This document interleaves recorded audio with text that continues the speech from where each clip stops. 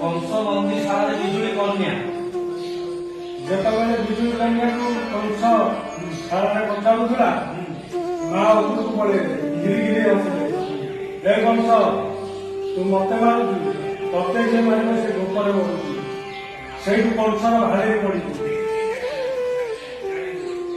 ଜୟ ମା ଦୁର୍ଗା। ସେଦିନ କଂସ ଚିନ୍ତା କଲା